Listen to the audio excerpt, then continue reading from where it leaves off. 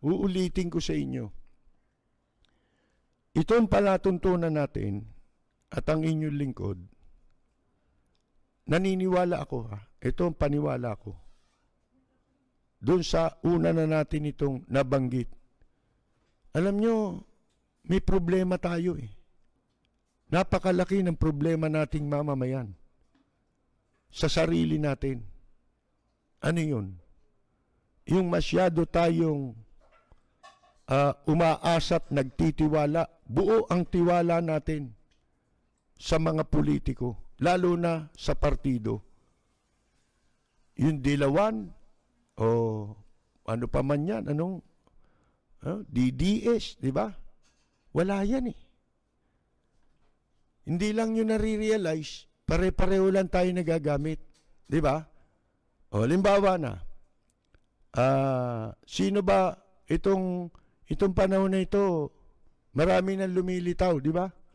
Na mga gustong kumandidato sa 2022. Ang suspecha ko nga, iyang sila Angel Locsin, kaya sila nire-red tag, mga kaibigan, tsaka yung mga iba pa, kasi influential sila at maaring sila ay makapinsala sa masamang layunin ng mga ayaw nang umalis sa pwesto.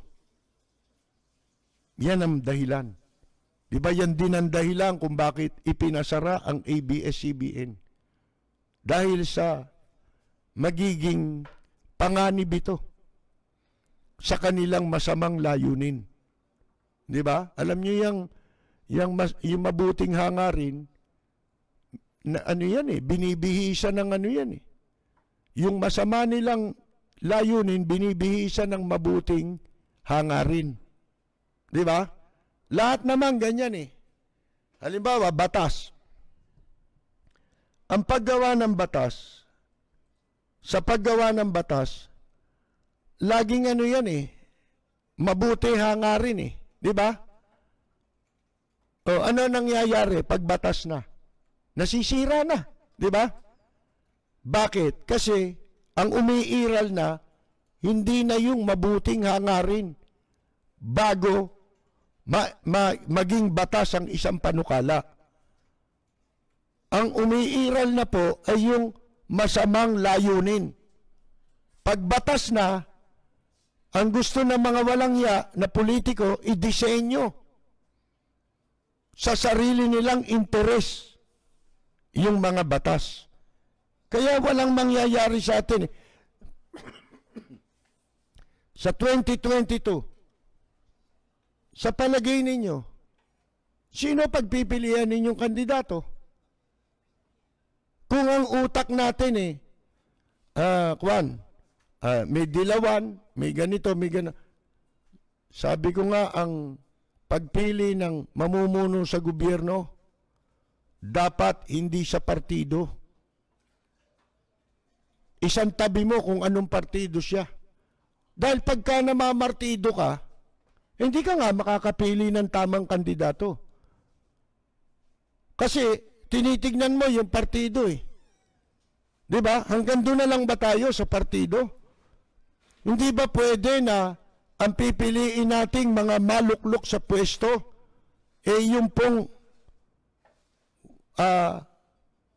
hindi na po manggagaling sa dilawan, hindi na manggagaling sa mga Marcos, sa mga Aquino?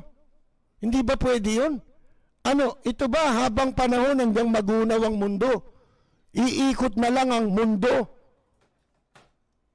sa pagpili ng kandidato? Kung hindi sa Marcos, sa Duterte. Tingnan niyo si Duterte, si Pangulong Digong nyo, ine-exploit yung dalawang partido. Hindi niyo ba alam? Pinagsasabong kayo. Pinaniniwala kayo. Ito masama. Kunyari ito kakampi. Pero ang hindi nyo alam, ang talagang isinusulong niyan, yung interest niya rin. Kaya yan sila Angel Locsin, dahil makapipinsala sila, sinisiraan na sila. Ini-smear. Mga kaibigan, tinatakot. Ha? Yan ang ginagawa ngayon. Bakit? Masama ang layunin eh. Tapos yung masamang layunin, binibihisan ng kunyari ay mabuting hangarin. Hindi ba? Talagang pagpili ng dapat nating iboto, wala namang iba kung hindi yung yung ibatay natin sa sa anong tawag nito? Track record. Kung ano ang track record ng dapat nating iboto, mga kaibigan. Yun doon tayo dapat mag-concentrate. Kaya pagka hindi tayo nagbase ron, yun at yun din ang mangyayari sa atin. Pagka ang naupo, dilawan na naman, makikinabang na naman, dilawan din. Pagka nakaupo na sila at nakikinabang na yung dilawan, masama lahat ulit yung iba. Hindi ba pwedeng maging united ang Pilipino pagdating sa pagpili ng iboboto? Hindi ba tayo pwedeng matuto? Napipili tayo kung ano yung makabubuti sa lahat? Hindi na matatapos yan eh. Kailan natin tutuldukan? Yung issue ng Marcos, yung issue ng Aquino, nagiging ipokrito kayong lahat na ganun ang paniwala. Kunyari, galit kayo sa magnanakaw, galit kayo kay Marcos, pero bakit hindi kayo galit kay Erap? Yan ang masama eh. Pagka galit ka sa pagnanakaw, kay sino yung magnanakaw na yan? Dapat galit ka dyan. Hindi ba?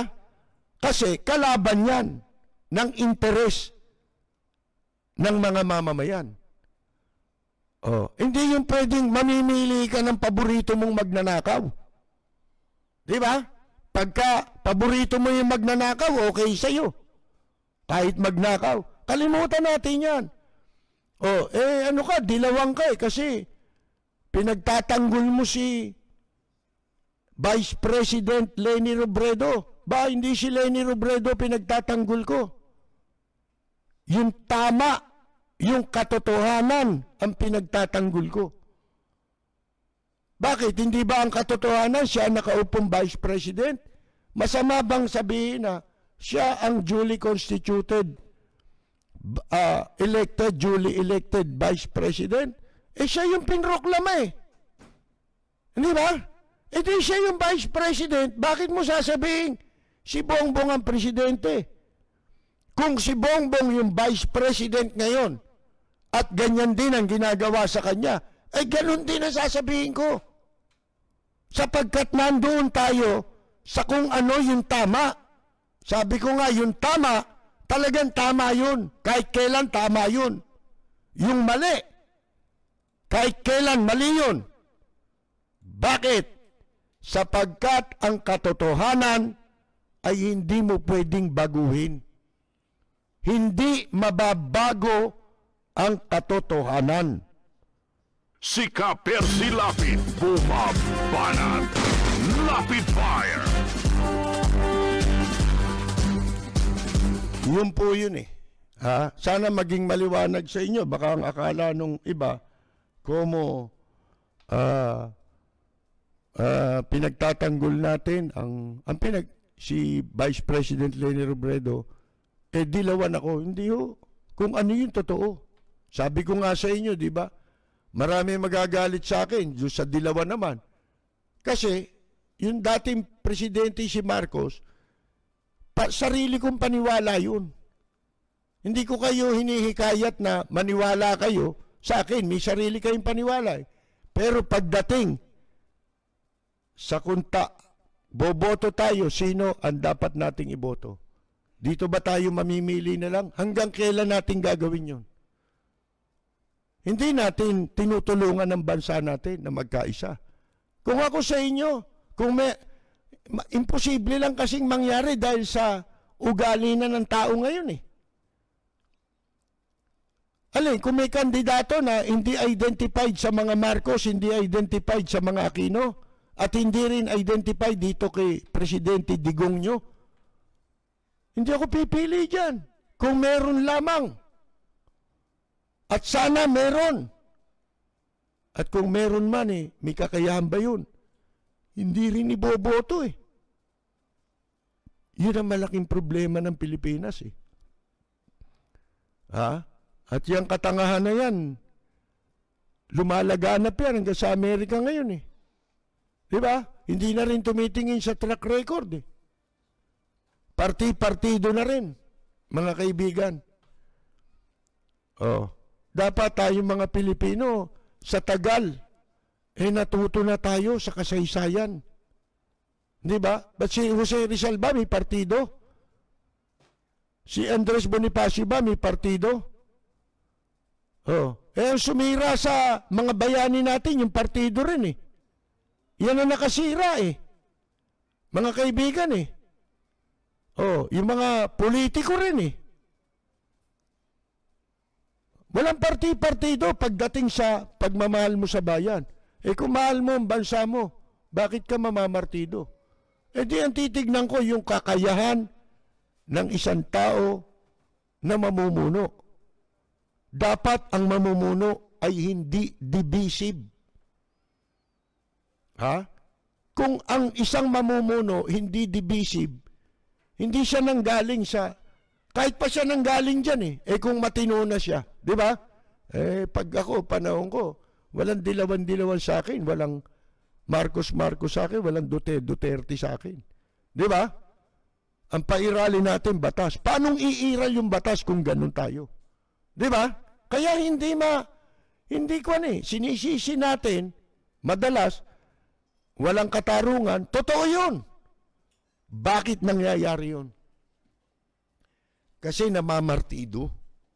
Huwag tayong mamartido, mga kaibigan. Ito na yung napala natin sa loob ng mahabang panahon dahil sa partido na yan. Ano ba yung partido? Di ba yan ang kasangkapan para makapagnakaw? Nakita ninyo yung mga balimbing? Dati Marcos, naging Cory. Pagkatapos, kung sino nakaupo, yun ang partido nila. Wala naman totoong partido rito Ang talagang partido, mabuti pa yung partido sa Amerika. Merong yun. May mga ideals yun. May mga party stand yun. Dito wala. Ang partido rito, ganito. Nasaan ang pork barrel? Di nandun sa speaker. Tatanungin ba nun, ano partido niyang speaker? Ano yan Duterte-ning yan ano yan Digong nyo yan Diyan tayo kasi nandyan ang labangan diyan tayo sasabsab Di ba? Yun ang masama. Nakita ninyo? Baliwala. Yung pamamartido mo, baliwala. Pero kung ang botante marunong pumili base sa track record ng kandidato, pipili, mga kaibigan, hindi ka magkakamali. Di ba? Maaari tayong mabigo.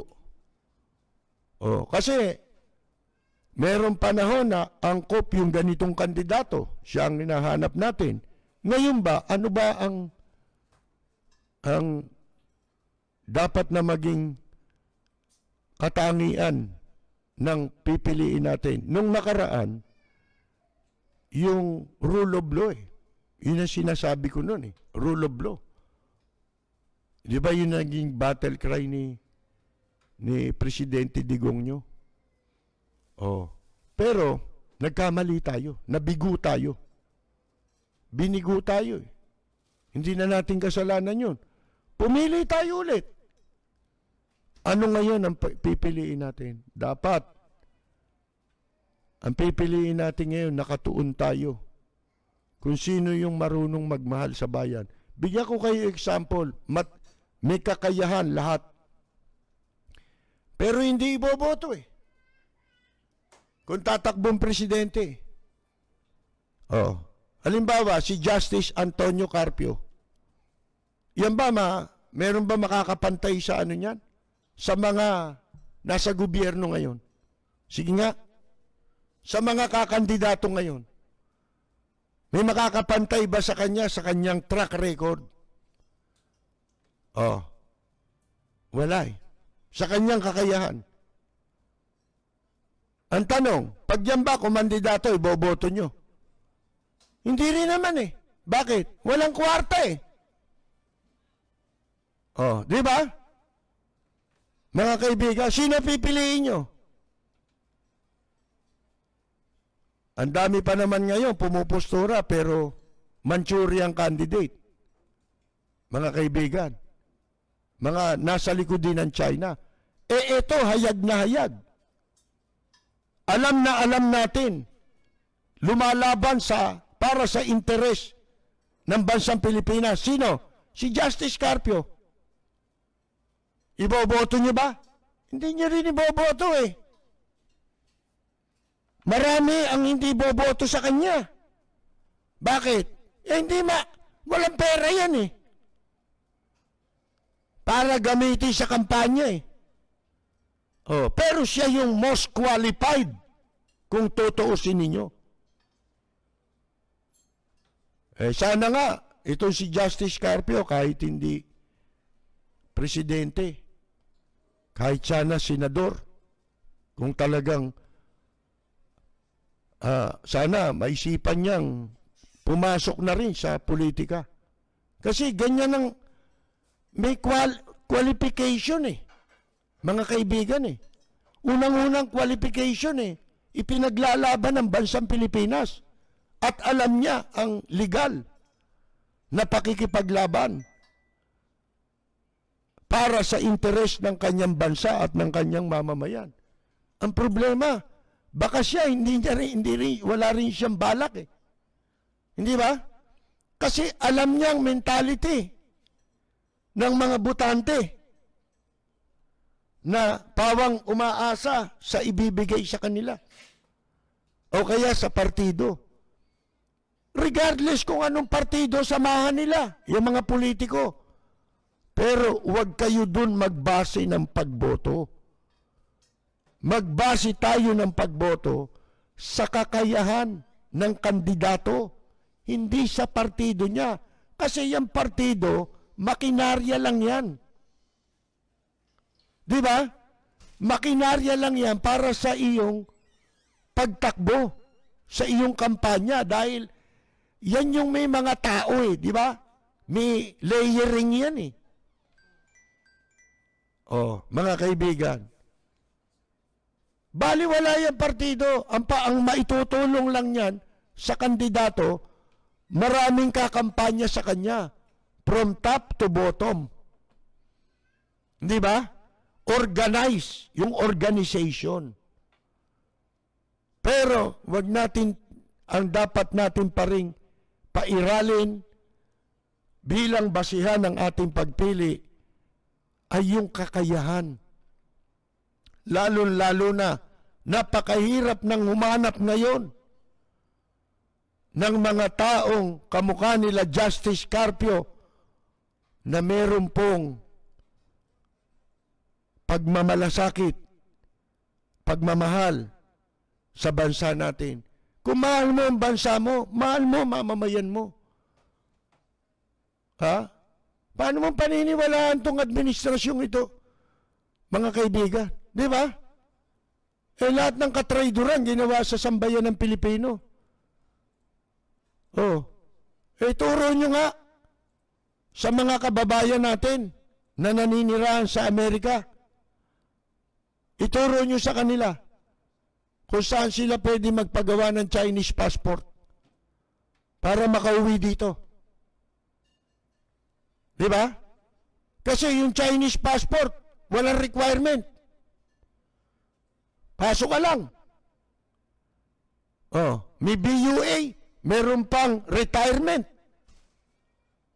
Mga kaibigan, lintik na mga pribileyo, meron pa siluksi na special lane.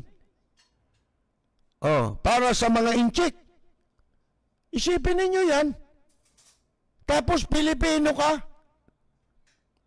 Nag-US citizen ka lang, di ka na makabalik kung wala kang visa. Maswerteng incheck. Ano yun? Di second class citizen ka na. Dito sa Pilipinas. Kahit ikaw ay Pilipino. Kahit ano sabihin mo, ako, nag-citizen ako sa Amerika, Pilipino pa rin ako. Bakit? Pumuti na ba kulay ko? Naging blondie na ba buho ko? Dahil ako nag-American citizen. Hindi. Mababago mo ba yung dugo ko? Walang mababago sa'yo. Yung pribileyo lang sa pagiging American citizen ang nabago sa'yo. Pero sa dugo, Pilipino ka pa rin.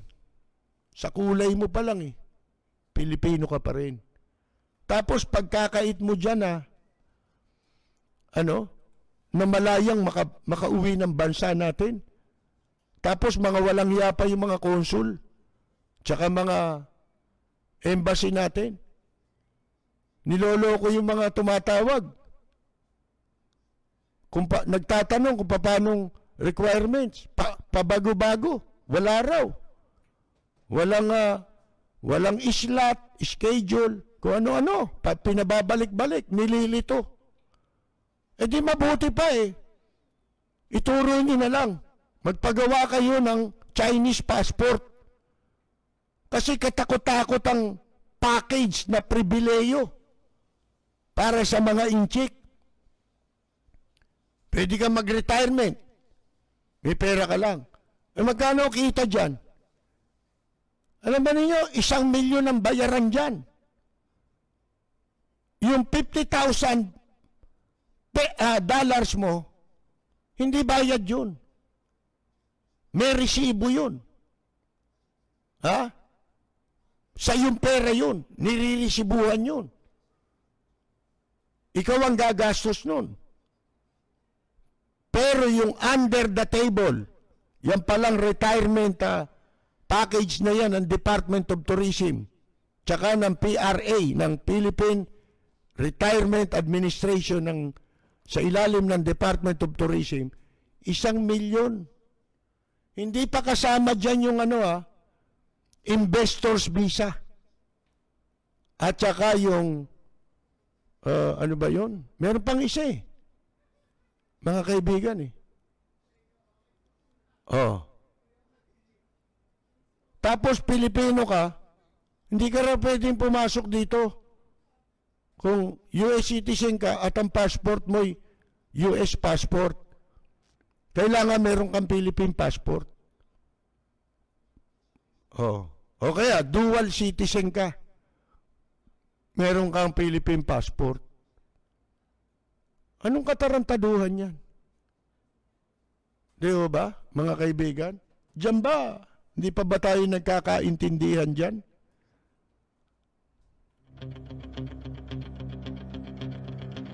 Walang preno kung bumatikos.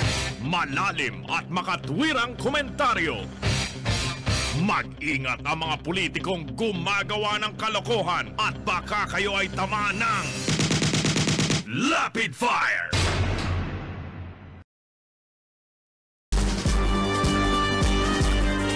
Dapat sa pagpili natin ng kandidato, hindi pwede yung pwede na. Pwede na to. Di ba?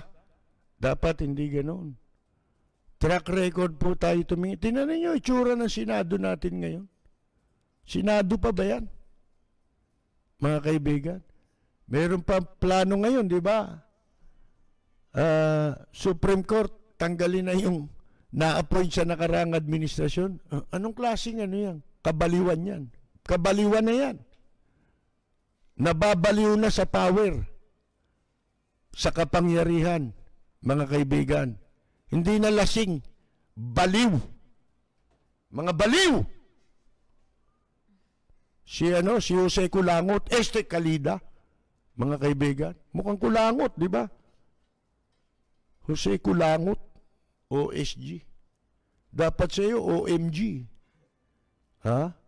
Oh my gosh. Station.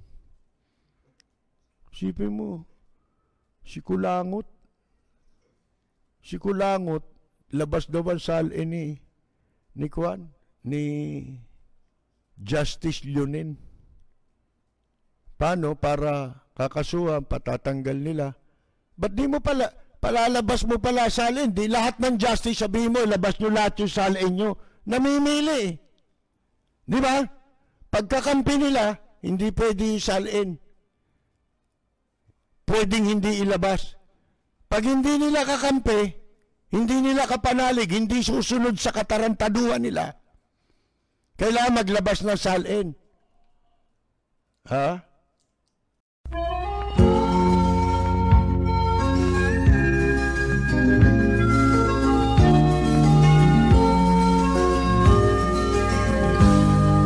Sa bayan ko ay isa ang lahi, dito'y wala ang pagkukunwari.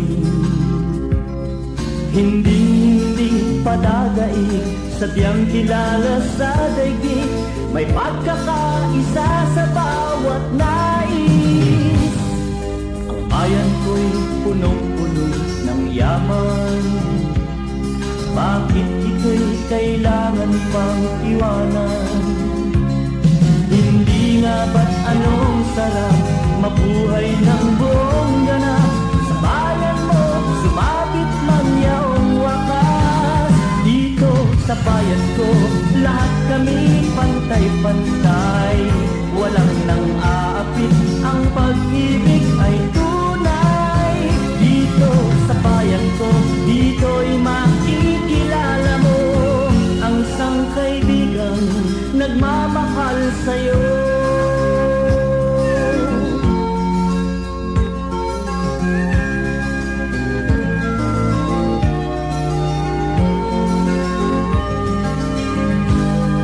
Ang bayan ko'y punong-puno ng yaman, bakit ito'y kailangan pang iwanan? Hindi nga ba't anong sarap mabuhay ng buong ganap? Sa bayan mo, sumapit man yaong wakas. Dito sa bayan ko, lahat kami pantay-pantay. Walang nang aapit, ang pag-ibig ay tunay. Dito sa bayan ko, dito'y makikilala mo ang mga kaibigang nagmamahal sa'yo. Dito sa bayan ko, lahat kami pantay-pantay. Walang nang aapit, ang pag-ibig ay tunay. Dito sa bayan ko, dito'y makikilala mo ang isang kaibigan, ang mga kaibigan, ang bawat kaibigan